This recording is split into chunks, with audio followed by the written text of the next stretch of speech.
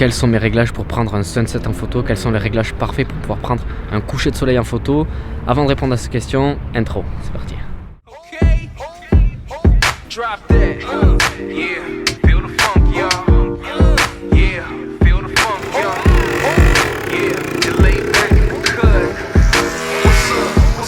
From Alpha to Omega, VHS to Beta, PlayStation to Sega, my skill is still greater. The sickest thing since BD, wicked like VG.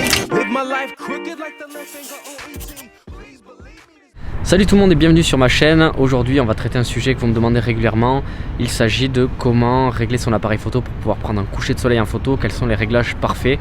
Eh bien sachez dans un premier temps qu'il n'y a pas de réglage parfait. Pourquoi? Parce qu'un coucher de soleil ça change de jour en jour. Il n'y a jamais deux couchers de soleil identiques. C'est-à-dire que les lumières changent à chaque fois, les couleurs changent à chaque fois. Selon les moments de l'année aussi ce sera différent. Donc je suis désolé de vous dire qu'il n'y aura pas de recette magique pour pouvoir prendre un coucher de soleil en photo et d'avoir un rendu parfait. Mais je vais vous donner quand même quelques petits conseils que j'utilise moi sur chacun de mes couchers de soleil. Si vous êtes si nombreux à me poser cette question, c'est peut-être parce que c'est mon domaine de prédilection. C'est vrai que j'affectionne particulièrement tout ce qui est coucher de soleil. C'est vraiment ce que j'aime le plus dans la photographie. C'est d'ailleurs pour ça que j'ai commencé la photographie. Tout d'abord, abandonnez le mode automatique de votre appareil photo. Vous ne progresserez jamais en utilisant le mode automatique. Donc abandonnez l'idée d'utiliser le mode auto. Passez tout de suite en mode manuel. Maintenant que vous êtes en mode manuel, réglez votre balance des blancs. C'est très important de passer en balance des blancs personnalisée. Utilisez-le s'il le faut, les pré-réglages de votre appareil photo, que ce soit lumière de jour, ombre, nuageux, etc. Choisissez le réglage qui rend une image similaire à celle que vous avez à l'œil nu. Maintenant que la balance des blancs est paramétrée, passez dans les ISO. Dans les ISO, plus vous allez augmenter les ISO, plus il y aura de risques de voir du grain numérique, de voir des petits granulés sur votre photo et ça va gâcher la photo. Donc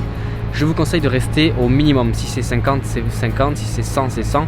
Essayez de garder le montant des ISO minimum. Pour l'ouverture, les réglages d'ouverture, même dans des couchers de soleil, j'aime avoir des éléments dans le cadre, avoir des éléments qui viennent au premier plan, qui soient flous, qui donne vraiment un effet d'immersion dans la photo. Personnellement, j'utilise souvent une ouverture à 3.2 ou 2.8 pour avoir un rendu vraiment plus sympathique, comme vous pouvez le voir sur ces photos.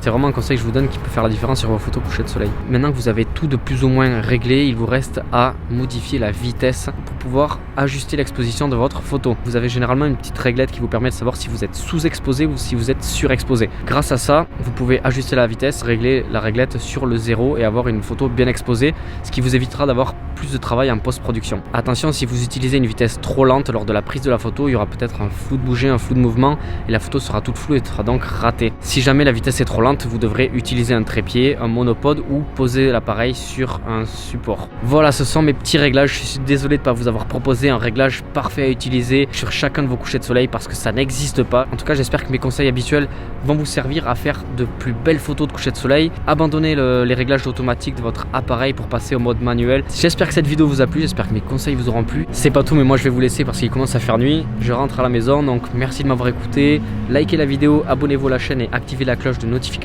Ça fera plaisir. Bonne soirée tout le monde et à bientôt. Ciao.